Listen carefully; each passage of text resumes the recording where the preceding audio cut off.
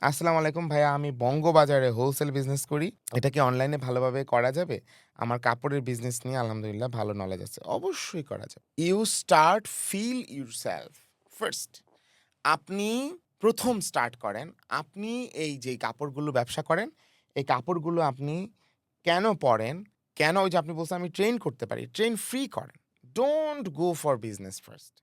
accelerate use business only for money. Go for meaning. মানি না, meaning একটা অর্থ, একটা উদ্দেশ্য, একটা মহৎ কিছু প্ল্যান করেন। আপনি মানুষকে ফ্রি শিখান কাপড় বানানো। আপনি বঙ্গবাজারের ব্যবসাটা কেমনে চলে এটা রিভিল করেন। আপনি হোলসেল বিজনেসে কেমনে ব্যবসাটা করছেন, কোথা থেকে মাল নিচ্ছেন রিভিল করেন।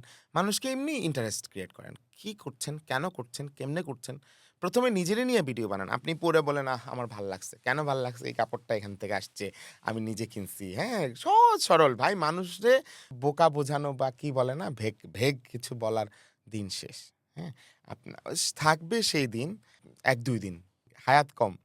হ্যাঁ? রিয়েলিটির হায়াত বেশি। শিখাতে থাকেন মানুষ বলবে যে, "ওয়াও! তা আমার জন্য একটু ব্যবস্থা করেন।" আপনি ভালোই বোঝেন। আপনি যে বললেন না ভালো বোঝেন, এইটা ১ম ভালো বোঝান অনলাইনে। আপনি বললেন না কাপড় ট্রেন করা, এটা আপনি করে দেখান অনলাইনে। আপনি বললেন না আপনার অনেক নলেজ আছে। এই নলেজগুলো মানুষকে দেন। বোঝান, আপনার ব্যবসা তো চলছেই। আপনি বলছেন আপনার ব্যবসা চলতেছে হোলসেল বিজনেস, ভালো করতেছেন।